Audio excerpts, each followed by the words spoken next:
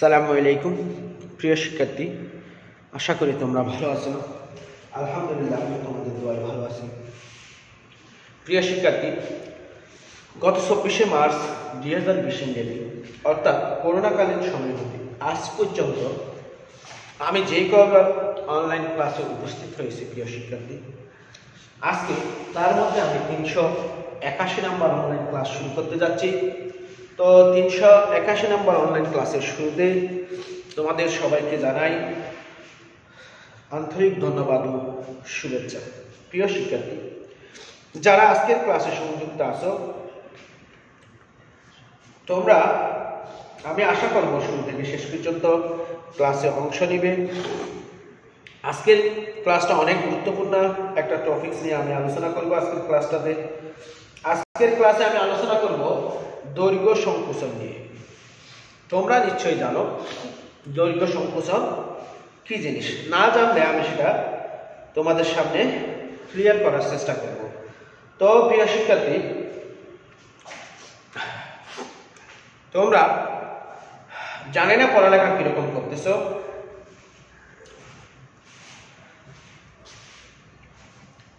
আমি আশা করব তোমরা বাড়িতে সময় নষ্ট না করে বই নিয়ে বসবা, কারণ যারা পরীক্ষার্থী আছো তোমাদের জন্য সময়টা অনেক গুরুত্বপূর্ণ। তোমাদের সামনে ভার্সিটি ভর্তি পরীক্ষা আছে। তোমরা এখন বাসায় সময়ের গুরুত্ব না দিলে তোমরা ভার্সিটি পরীক্ষায় ঝামেলায় পড়বা। তাই তোমরা অবশ্যই সময়ের প্রতি দায়িত্ববান হবা, সময়কে গুরুত্ব দেওয়ার চেষ্টা করবা। আর যারা একাদশ শ্রেণীর শিক্ষার্থী আসো, তোমাদেরকেও বলবো তোমরাও সময়ের প্রতি দায়িত্বশীল হও, কারণ তোমরাও কিন্তু এই করোনাকালীন সময়ে ততটা বেশি সময় পাবে না পড়ালেখা করার জন্য, কারণ তোমাদের অলরেডি এখন 1 বছরের চেয়ে বেশি সময় চলে গেছে, তাই না? তাহলে তোমরা তো শুধুমাত্র পাশের জন্য পড়ালেখা করবা সেটা নয়, জানার জন্য পড়ালেখা করতে হবে। কারণ তুমি পাশ করে গেলা সমস্যা নাই, কিন্তু তুমি যদি কোনো জায়গায় গিয়ে তুমি যে জিনিসগুলি পড়েছো সেগুলি যদি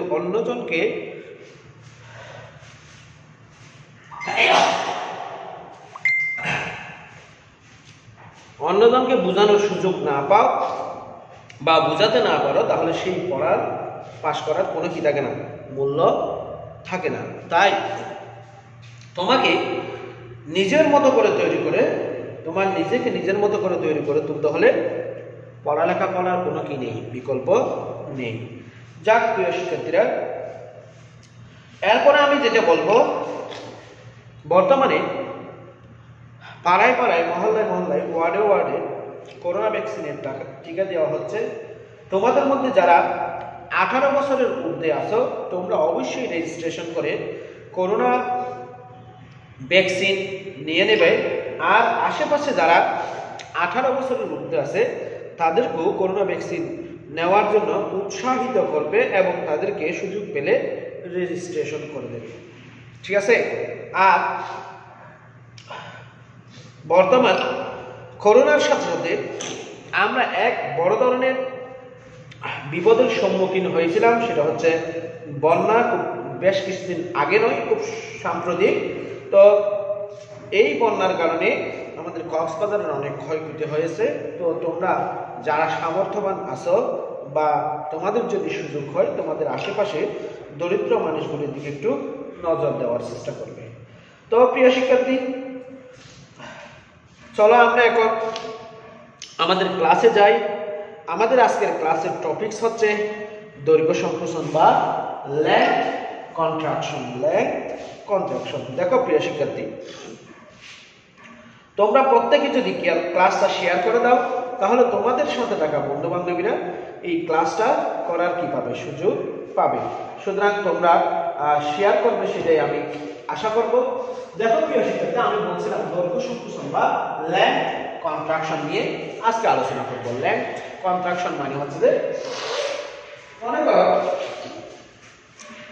তোমরা দুইজন ব্যক্তি দুইটা কাঠামোতে অবস্থান করতেছো। একটা কাঠামো স্থির আর একটা কাঠামো গতিশীল। একটা কাঠামো স্থির আর একটা কাঠামো কি গতিশীল। তাহলে দেখো তুমি স্থির অবস্থায় কোনো বস্তু যে দৈর্ঘ্য পরিমাপ করবে, তোমার সামনে যদি ওই বস্তুটাকে ছুঁড়ে মারা হয়, কিন্তু গতিশীল অবস্থায় সেই বস্তুটাকে তোমার ততটা লম্বা মনে হবে না। অর্থাৎ গতিশীল বস্তুটাকে, একই বস্তু যেটা তোমার সামনে ছিল স্থির অবস্থায় তুমি পরিমাপ করছিলে দৈর্ঘ্য, সেই বস্তুটাকে যখন তোমার সামনে গতিশীল করা হলো, তখন দেখবে যে তোমার স্থির অবস্থায় পরিমাপকৃত দৈর্ঘ্যের চেয়ে ওই গতিশীল অবস্থায় পরিমাপকৃত দৈর্ঘ্যটা কম মনে হবে তোমার চোখে। এই যে কম মনে হওয়া বা কম পরিমাপ করা, সেটাকে বলবো আমরা দৈর্ঘ্য সংকোচন। অর্থাৎ তুমি এবং তোমার বন্ধু যে স্থির কাঠামোতে এবং গতিশীল কাঠামোতে ছিলে, ওই স্থির কাঠামো এবং গতিশীল কাঠামোতে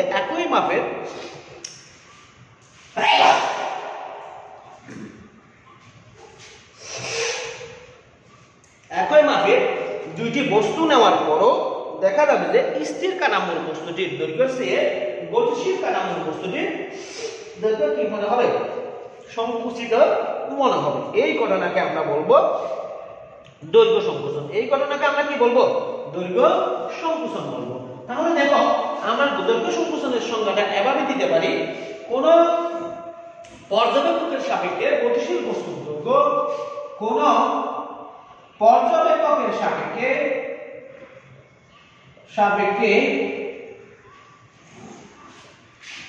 গতিশীল বস্তুর দৈর্ঘ্য, কোন পর্যবেক্ষকের সাপেক্ষে গতিশীল বস্তুর দৈর্ঘ্য ওই পর্যবেক্ষকের সাপেক্ষে স্থির অবস্থায়, ওই পর্যবেক্ষকের সাপেক্ষে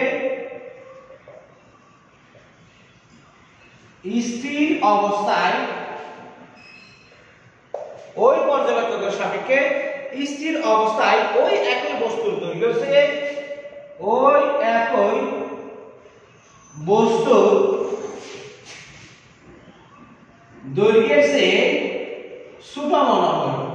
ওই একই বস্তুর দৈর্ঘ্যের চেয়ে ছোট মনে হয়। তার মানে আমরা দেখতেছি যে কোন একটি বস্তু গতিশীল অবস্থায় থাকলে কোন একটি পর্যবেক্ষকের সাপেক্ষে ওই বস্তুর দৈর্ঘ্য যা মনে হবে, যা পরিমাপ করা যাবে, ওই একই বস্তুর দৈর্ঘ্য স্থির অবস্থায় ওই পর্যবেক্ষক যদি পরিমাপ করে যে যে দৈর্ঘ্যের তারতম্য পাবে, অর্থাৎ গতিশীল অবস্থার দৈর্ঘ্যটা স্থির অবস্থার দৈর্ঘ্যের চেয়ে যে পরিমাণ কম মনে হবে, যে কম বেশি মনে হবে, সেইটার প্রভাবকে আমরা বলবো দৈর্ঘ্য সংকোচন। সেটার প্রভাবটা আমরা কি বলবো? দৈর্ঘ্য সংকোচন বলবো। দৈর্ঘ্য সংকোচন বলবো, ঠিক আছে? অথবা আমরা এই সংজ্ঞাটাকে যদি আরেকটু সুন্দর করে দিতে চাই, সেই ক্ষেত্রে আমরা বলতে পারি পর্যবেক্ষক এবং যা পর্যবেক্ষণ করা হচ্ছে তার মধ্যে আপেক্ষিক গতি। পর্যবেক্ষক, আমি এই সংজ্ঞাটাকে আরেকটু সুন্দর করে দিতে চাইলে দিতে পারি পর্যবেক্ষক এবং যা পর্যবেক্ষণ করা হচ্ছে, পর্যবেক্ষক এবং যা পর্যবেক্ষণ করা হচ্ছে তার মধ্যে আপেক্ষিক গতি থাকার কারণে, আপেক্ষিক গতি থাকার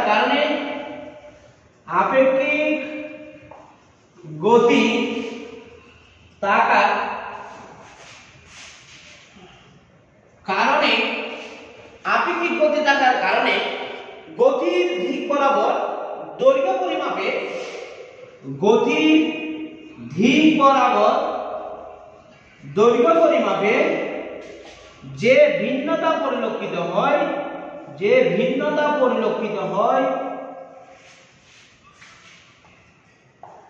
তাকে দৈর্ঘ্যের আপেক্ষিকতা বলে। তাকে কিসের আপেক্ষিকতা বলে? দৈর্ঘ্যের আপেক্ষিকতা বলে। ঠিক আছে? তাহলে আমি কি বললাম? পর্যবেক্ষক এবং ওই পর্যবেক্ষক কর্তৃক পর্যবেক্ষণ করা বস্তুটির মধ্যে যদি একটি আপেক্ষিক গতি থাকে, সেই আপেক্ষিক গতির কারণে দৈর্ঘ্য বরাবর, অর্থাৎ গতির দিক বরাবর দৈর্ঘ্যের একটি ভিন্নতা পরিলক্ষিত হয়। এই দৈর্ঘ্যের ভিন্নতা পরিলক্ষিত হওয়ার কারণটাকে বলা হয় দৈর্ঘ্যের আপেক্ষিকতা। দৈর্ঘ্যের এই ভিন্নতা পরিলক্ষিত হওয়ার কারণটাকে কি বলা হয়? দৈর্ঘ্যের আপেক্ষিকতা বলা হয়। ঠিক আছে? প্রিয় শিক্ষার্থী, লেখা না বুঝলে আমাকে বলিও, আমি লেখা বোঝা যায় মতো করে লেখার চেষ্টা করব। ঠিক আছে? তাহলে দেখো আমরা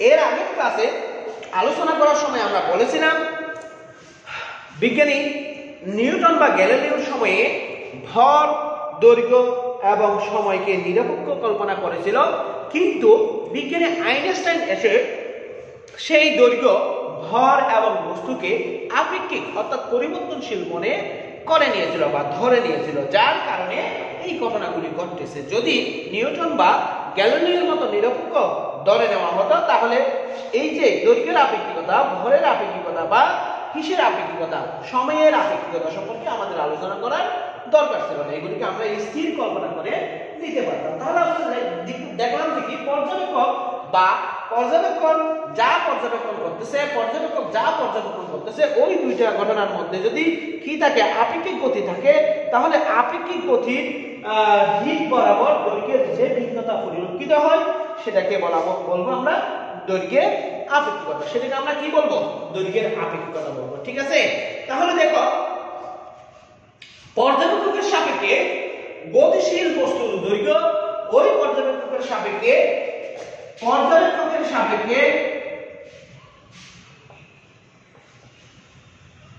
গতিশীল বস্তুর দৈর্ঘ্য এবং ওই পর্যবেক্ষকের সাপেক্ষে গতিশীল বস্তুর দৈর্ঘ্য এবং ওই পর্যবেক্ষকের সাপেক্ষে নিশ্চল অবস্থায়, নিশ্চল মানে স্থির, নিশ্চল মানে কি স্থির, নিশ্চল অবস্থায় ওই বস্তুর দৈর্ঘ্যে নিশ্চল অবস্থায় ওই পর্যবেক্ষকের সাপেক্ষে নিশ্চল অবস্থায় ওই বস্তুর দৈর্ঘ্যে গতিশীল বস্তুর দৈর্ঘ্য কমা ওই পর্যবেক্ষকের সাপেক্ষে নিশ্চল অবস্থায় ওই বস্তুর দৈর্ঘ্যের চেয়ে কি হবে? ছোট হবে। সেই প্রভাবকে দৈর্ঘ্য সংকোচন বলা হয়। সেই প্রভাবকে কি বলা হয়? দৈর্ঘ্য সংকোচন বলা হয়। আশা করি প্রিয় শিক্ষার্থী তোমরা দৈর্ঘ্য সংকোচন কি জিনিস বুঝতে পেরেছো। তোমরা বুঝতে পেরেছো। আমরা এটাকে একটু গাণিতিক ভাবে বিশ্লেষণ করার চেষ্টা করব এবং এই দৈর্ঘ্য সংকোচনের জন্য কি পরিমাণ সংকুচিত হয় বা গতিশীল অবস্থায় বস্তুটির কি পরিমাণ দৈর্ঘ্য পরিমাপ করা যায় সেটা আমরা একটু নির্ণয় করার চেষ্টা করব, সমীকরণ দ্বারা প্রকাশ করার চেষ্টা করব। এখানে দেখো প্রিয় শিক্ষার্থী আমি একটা চিত্র অঙ্কন করছি। এখানে দুইটা কাঠামো আছে, একটা এস কাঠামো আর একটা এস প্রাইম কাঠামো। এস কাঠামো স্থির এবং এস প্রাইম কাঠামো গতিশীল। এটাকে আমি স্থির মনে করেছিলাম এবং এটাকে আমি কি মনে করেছিলাম? গতিশীল মনে করেছিলাম। ঠিক আছে? এটা কি বেগে গতিশীল? ভি বেগে গতিশীল। কার সাপেক্ষে? এস কাঠামোর সাপেক্ষে এস প্রাইম কাঠামো ভি আপেক্ষিক বেগে গতিশীল। আমি বাংলা লেখা বলে লিখতেছি না, আমি মুখে মুখে বলতেছি। তাহলে দেখো এস কাঠামো স্থির এবং এস প্রাইম কাঠামো গতিশীল। এস কাঠামোর সাপেক্ষে এস প্রাইম কাঠামোটা ভি বেগে গতিশীল। এখন দেখো এস কাঠামোতে একটা পর্যবেক্ষক আছে, সেই পর্যবেক্ষকটা স্থির, সেখানে একটি বস্তু নেওয়া হয়েছে। সেই বস্তুর এস কাঠামোর পর্যবেক্ষক বস্তুটির আদি অবস্থান বা আদি দূরত্ব কি হতে, মূল বিন্দু হতে আদি দূরত্ব নির্ণয় করলেন x1 এবং মূল বিন্দু হতে শেষ দূরত্ব নির্ণয় করলেন x2। অর্থাৎ এস কাঠামোর পর্যবেক্ষক, এস কাঠামো আমি বাংলা লেখা বলি, টোটাল মূল লেখা বলে লিখতেছি না। এস কাঠামোর পর্যবেক্ষক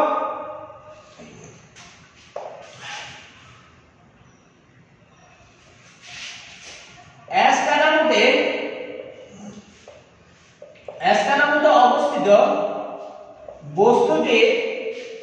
বস্তুটির মূল বিন্দু হতে বা উ বিন্দু হতে আদি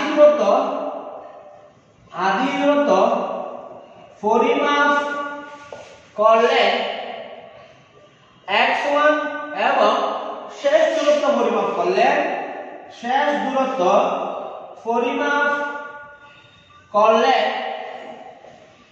x2। আদি দূরত্ব যদি x1 এবং শেষ দূরত্ব যদি x2 হয়, আদি দূরত্ব x1 শেষ দূরত্ব যদি x2 হয়, সুতরাং স্থির অবস্থায়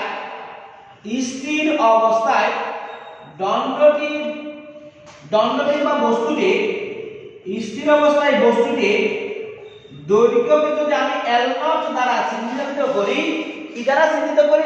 L0 দ্বারা চিহ্নিত করি, তাহলে L0 সমান আমরা লিখতে পারি x2 x1, x2 q1 x1। আমি আবার বলতেছি, স্থির অবস্থায় যে পর্যবেক্ষকটি ছিল, সেই পর্যবেক্ষকটি যদি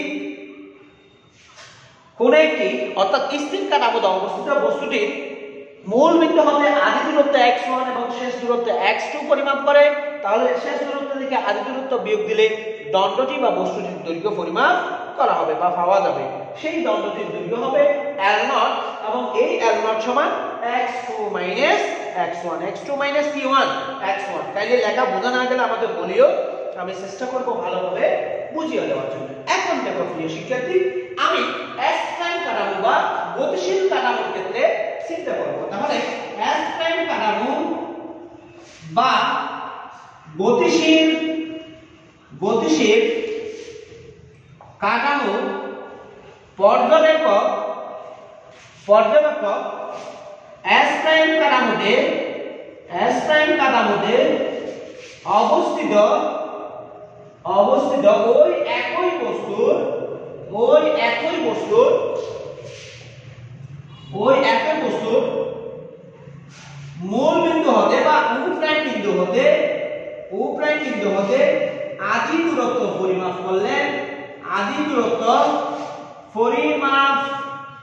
পরিমাপ করেন x1 প্রাইম এবং শেষ দূরত্ব পরিমাপ করেন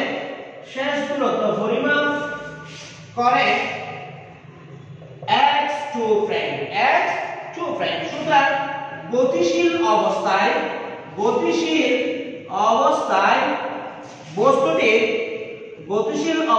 বস্তুটির বা দণ্ডটির দৈর্ঘ্য হবে, গতিশীল অবস্থায় বস্তুটির দৈর্ঘ্য বা দণ্ডটির দৈর্ঘ্য যদি আমি L ধরি, L সমান পাবো x2 প্রাইম x1 প্রাইম। এটাকে আমি 2 নং সমীকরণ দিলাম। এটাকে আমি কয় নং সমীকরণ দিলাম? 2 নং সমীকরণ দিলাম। বুঝা না গেলে আমাকে বলিও, আমি চেষ্টা করব আরো ভালোভাবে তোমরা যাতে বুঝতে পারো সেভাবে আলোচনা করার। প্রিয় শিক্ষার্থী, কারণ তোমাদের জন্যই আমার অনলাইন ক্লাসে আসা। তোমরা যদি না বুঝো তাহলে এই অনলাইন ক্লাসে আসার কোনো গুরুত্ব নেই। আমি প্রত্যেকটা জিনিস খুব ইলাবোরেটলি আলোচনা করার চেষ্টা করতেছি, যাতে তোমরা পুঙ্খানুপুঙ্খানুরূপে বুঝতে পারো। প্রিয় শিক্ষার্থী, তোমাদেরকে আমি আবারও অনুরোধ করব, যারা আমার সাথে সংযুক্ত আছো, তোমরা ক্লাসের লিংকটা যদি তোমাদের আইডিতে শেয়ার করো, তাহলে তোমাদের সাথে থাকা বন্ধু বান্ধবরা সেটা দেখার সুযোগ পাবে। তাহলে আমরা এখানে দেখতেছি, গতিশীল অবস্থায় আমরা একটা কি পেলাম? বস্তুটির দৈর্ঘ্য পাইলাম, এবং স্থির অবস্থায় বস্তুটির একটি কি পেলাম? দৈর্ঘ্য পেলাম। Good morning everyone. তাহলে দেখো, আমরা স্থির অবস্থায় পেলাম L সমান x2 x1, যেটাকে আমি 1 নং সমীকরণ দিলাম, এবং গতিশীল অবস্থায় পেলাম L, এটা ছিল L0, এটা ছিল L। স্থির অবস্থায় পাইছিলাম L0 সমান x2 x1, গতিশীল অবস্থায় L সমান আমরা পাইছি x2 প্রাইম x1 প্রাইম। এটাকে আমি 2 নং সমীকরণ দিলাম। দেখো প্রিয় শিক্ষার্থী, আমরা একটু লরেঞ্জের রূপান্তর সমীকরণে যাব। লরেঞ্জের রূপান্তর সমীকরণ থেকে আমরা পেয়েছিলাম, দেখো, লরেঞ্জের রূপান্তর সমীকরণ থেকে লরেঞ্জের রূপান্তর সমীকরণ মধ্যে আমরা পাই, দেখো তোমরা কি পাও? লরেঞ্জের রূপান্তর সমীকরণ থেকে আমরা পেয়েছিলাম দেখো,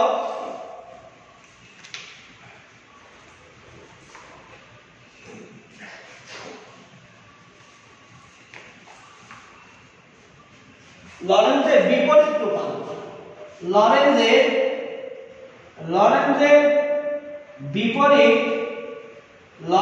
বিপরীত রূপান্তর সমীকরণ থেকে আমরা পেয়েছিলাম x প্রাইম সমান যেটা আমরা কি পেয়েছিলাম? x সমান x prime plus vt prime, x prime plus vt prime by square root of 1 minus v square by c square, square root of 1 minus v square by e square, c C square এক সমান পেয়েছিলাম, কিন্তু আমার এখানে একটা x1 আছে, এখানে একটা x2 আছে। তাহলে আমি x1 সমান লিখতে পারি x1 prime plus bt prime by 1 minus v square by c square, root 1 minus v square by c square. এখন দেখো প্রিয় শিক্ষার্থী, আমি যদি x2 সমান বের করি তাহলে সেই ক্ষেত্রে পাবো x2 prime plus vt prime by square root of 1 minus v square by c square. এগুলো আমরা কোথা থেকে পেলাম? লরেন্জের বিপরীত রূপান্তর সমীকরণ থেকে পেলাম। লরেন্জের কোন সমীকরণ থেকে পেলাম? বিপরীত রূপান্তর সমীকরণ থেকে পেলাম। এই মানগুলো আমি কোথায় বসাবো? 1 নমে বসাবো। সুতরাং আমি 1 নম মতে এখন লিখতে পারি L0 সমান আমার সমীকরণটা ছিল x2 x1, আমি x2 এর মান বসাবো x2 prime plus vt prime by square root of 1 minus v square by c square minus x1 prime plus vt prime by square root of 1 minus v square by c square. আমি মানগুলো বসালাম। এখন আমি একটু calculation করার চেষ্টা করব। দেখো ক্যালকুলেশনটা কিভাবে করব। দেখো আমার ওই যে সমীকরণটা লিখলাম, যে টার্মগুলো লিখলাম সেগুলি হর সবগুলি সমান। দেখো এটার হর হচ্ছে root 1 minus v square by c square, এটার হর root 1 minus v square by c square. তাহলে আমি এখানে লিখতে পারি L0 equal root 1 minus v square by c square. এখানে আছে x2 prime plus vt prime, এটাই সূত্রের মাইনাস, এটা দিয়ে আমি এটাকে গুণ করে ফেলবো। তাহলে আমরা পাবো x1 prime minus vt prime. এই vt প্রাইম কাটাকাটি যাবে, বাকি থাকবে L0 equal x2 prime minus x1 prime by 1 minus v square by c square. 1 minus v square by কি স্কয়ার? c square. দেখো প্রিয় শিক্ষার্থী, আমাদের এখানে দুই নং সমীকরণ ছিল L equal x2 prime minus x1 prime, x2 prime minus কি প্রাইম? x1 prime. এটা ছিল কত নাম্বার সমীকরণ? 2 নাম্বার সমীকরণ। কত নাম্বার সমীকরণ ছিল? 2 নাম্বার সমীকরণ ছিল। সেই মানটা আমি এখানে বসাবো L0 সমান L by root 1 minus v square by c square. 1 minus v square by কি স্কয়ার? c square. এইটাই হচ্ছে দৈর্ঘ্য সংকোচনের সমীকরণ। এটাকে যদি আমি আরেকটু সুন্দর করে লিখি তাহলে আমরা পাবো L সমান L0 into 1 minus v square by c square. L0 into 1 minus v square by c square. অর্থাৎ তোমাকে গতিশীল অবস্থায় কোন বস্তুর দৈর্ঘ্য পরিমাপ করতে হলে সেই ক্ষেত্রে এই সমীকরণ প্রয়োগ করে আমরা কি করব? গতিশীল অবস্থায় বস্তুর দৈর্ঘ্য পরিমাপ করব। আমার শর্ত ছিল গতিশীল অবস্থায় কোন বস্তুর দৈর্ঘ্য স্থির অবস্থায় কোন বস্তুর দৈর্ঘ্য অপেক্ষা ছোট। এখন দেখো এই শিক্ষার্থী, এই সমীকরণ থেকে দেখো 1 minus v square by c square অর্থাৎ root 1 minus v square by c square, এই টার্মটার মান অবশ্যই 1 থেকে কি হবে? ছোট হবে। অবশ্যই 1 থেকে কি হবে? ছোট হবে। 1 থেকে যদি এটা ছোট হয়, সেই 1 থেকে ছোট সংখ্যা দিয়ে যদি 1 থেকে ছোট সংখ্যা দিয়ে যদি কোন সংখ্যাকে ভাগ করা হয় তাহলে ভাগফল বড় হয়ে যায়। ভাগফল কি হয়ে যায়? বড় হয়ে যায়। তাহলে অবশ্যই আমরা দেখতেছি যে এই ছোট সংখ্যা দিয়ে ছোট টার্ম দিয়ে ছোট 1 থেকে ছোট টার্ম দিয়ে যখন L কে ভাগ করব তাহলে যে মানটা পাবো সেটা অবশ্যই L থেকে বড় হবে। অতএব L0 is greater than L। L0 is greater than L। আমার শর্ত ছিল গতিশীল অবস্থায় কোন বস্তুর দৈর্ঘ্য হতে স্থির অবস্থায় পরিমাপকৃত বস্তুর দৈর্ঘ্য বেশি হবে, বা স্থির অবস্থায় পরিমাপকৃত বস্তুর দৈর্ঘ্য হতে গতিশীল অবস্থায় পরিমাপকৃত বস্তুর দৈর্ঘ্য ছোট হবে। তাহলে আমরা এখান থেকে দেখতেছি যে গতিশীল অবস্থায় পরিমাপকৃত কোন বস্তুর দৈর্ঘ্য অর্থাৎ দুইটি বস্তুর মধ্যে আপেক্ষিক বেগ বজায় থাকলে সেই ক্ষেত্রে গতিশীল অবস্থায় পরিমাপকৃত বস্তুর দৈর্ঘ্য স্থির অবস্থায় পরিমাপকৃত একই বস্তুর দৈর্ঘ্য অপেক্ষা কি হবে? ছোট মনে হবে। আশা করি প্রিয় শিক্ষার্থী তোমরা দৈর্ঘ্য সংকোচন বা লেন্থ কন্ট্রাকশন বুঝতে পেরেছো। আমি এই সম্পর্কিত এখন তোমাদের সামনে দুইটি গাণিতিক সমস্যা সমাধানের চেষ্টা করব। কাইন্ডলি একটু দেখো প্লিজ। গাণিতিক সমস্যা 3। গাণিতিক সমস্যা 3 আমরা গতকালকে কত পর্যন্ত করছিলাম? 2 পর্যন্ত করছিলাম। আজকে আমরা গাণিতিক সমস্যা 3 করার চেষ্টা করব। দেখো একদম ইজি দুই একটা সমস্যা। একটি রকেট যখন পৃথিবীতে ছিল,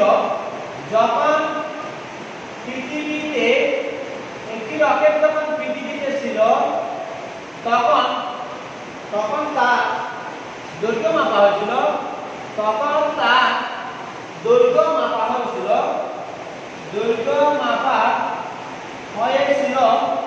100 মিটার। অর্থাৎ কোন একটি রকেট, সেই রকেটটি যখন পৃথিবীতে ছিল তখন রকেটটির দৈর্ঘ্য মাপা হয়েছিল 100 মিটার। যদি রকেটটি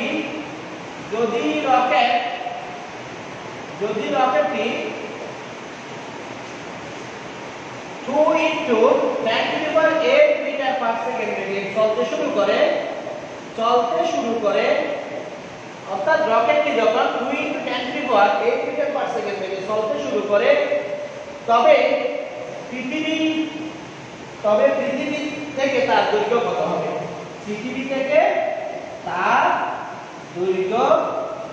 হবে? অর্থাৎ গতিশীল অবস্থায় রকেটটির দৈর্ঘ্য কত হবে, সেই ক্ষেত্রে সেটা আমরা একটু কি করার চেষ্টা করব, পরিমাপ করার চেষ্টা করব। একটি রকেট, সেই রকেটটি যখন পৃথিবীতে ছিল রকেটটির দৈর্ঘ্য ছিল কত মিটার? 100 মিটার। এখন রকেটটি 2 into 10⁸ মিটার পার সেকেন্ড বেগে গতিশীল ছিল। এই 2 into 10⁸ মিটার পার সেকেন্ড বেগে যখন গতিশীল হয় তখন সেই ক্ষেত্রে রকেটটির দৈর্ঘ্য পৃথিবী থেকে কত মনে হবে? তাহলে আমরা এখানে লিখব স্থির অবস্থায় দৈর্ঘ্য L0 সমান 100 মিটার।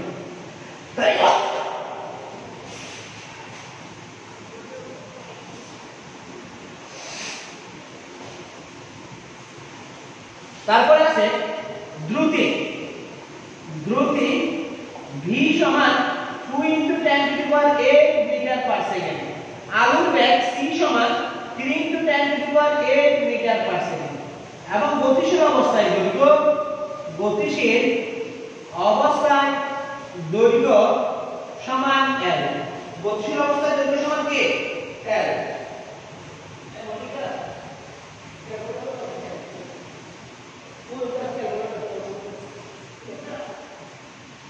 তাহলে আমরা এখানে স্থির অবস্থার দৈর্ঘ্য পাইলাম, দ্রুতি পাইলাম, c পাইলাম, গতিশীল অবস্থার দৈর্ঘ্য পাইলাম। তাহলে দেখো আমরা এখানে লিখব, আমরা জানি L equal L0 square root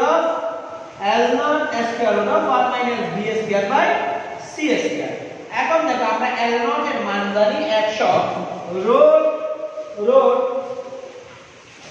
1 minus আমি b বাই c করে ফেলি, b স্কয়ার c স্কয়ার মানে b by c whole square, b square c square মানে কি v by c whole square. তার মানে আমি এখানে যদি মানটা এখন বসাই 2 into 10⁸ বাই 3 into 10⁸ আমি হোল স্কয়ার করে দিলাম, এটা কাটাকাটি গেল, তাহলে বাকি থাকবে কত? এখানে 100। আমি এটাকে এভাবেই করে দিলে 1 মাইনাস 2 মানে 4 3 3 9। আমি সরাসরি ক্যালকুলেশন করব, তাহলে একটু দেখবা প্লিজ। আমি এটা সরাসরি যদি ক্যালকুলেশন করি তাহলে আমরা পাবো 4/9 1 মাইনাস অ্যানসার। এটাকে বর্গমূল করব, তাহলে আমরা পাবো, বর্গমূল করলে আমরা পাবো, বর্গমূল করে যা পাচ্ছি সেটা হচ্ছে root 5/3 পাচ্ছি। root 5 বাই কত পাচ্ছি? 3 পাচ্ছি। আমি একটু উপরে লিখতেছি, দেখো প্রিয় শিক্ষার্থী, আমি যদি উপরে লিখি সেই ক্ষেত্রে আমরা কি পাবো? দেখো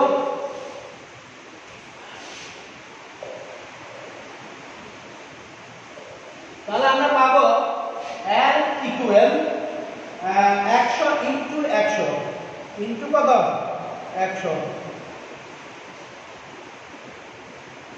into 100, তাহলে 74.535 বা L সমান 74.54 মিটার। অর্থাৎ যদি রকেটটি গতিশীল অবস্থায় থাকে, কিভাবে গতিশীল অবস্থায় থাকে? রকেটের ব্যাগ যদি 2 into 10⁸ মিটার পার সেকেন্ড হয়, সেই ক্ষেত্রে পৃথিবী থেকে কোন একজন পর্যবেক্ষক অর্থাৎ যেই পর্যবেক্ষক পরিমাপ করতেছেন সেই পর্যবেক্ষক তার দৈর্ঘ্য পরিমাপ করবে 74.7 মিটার। 74.7 কত মিটার?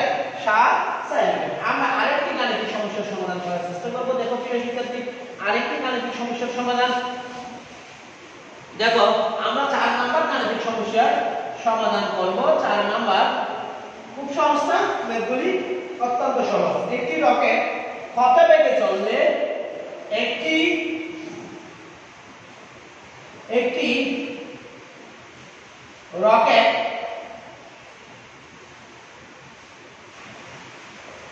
রকেট কত বেগে চললে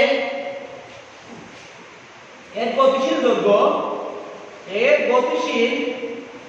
দৈর্ঘ্য একটি রকেট কত বেগে চললে এর গতিশীল দৈর্ঘ্য নিশ্চল দৈর্ঘ্যের কি হবে? অর্ধেক হবে। তাই একটু দেখবা, কোন একটি রকেট, ওই রকেটটা কি বেগে চললে তার গতিশীল দৈর্ঘ্য নিশ্চল দৈর্ঘ্যের কি হবে? অর্ধেক হবে। ঠিক আছে, তাহলে আমরা এখন দেখব এখানে আমি কি মনে করলাম? আমি মনে করলাম স্থির অবস্থায় দৈর্ঘ্য L0। স্থির অবস্থায় দৈর্ঘ্য কি না? L0। তাহলে গতিশীল অবস্থায় দৈর্ঘ্য কত দেখব? গতিশীল অবস্থায় দৈর্ঘ্য হবে এইটার অর্ধেক। এটার কি?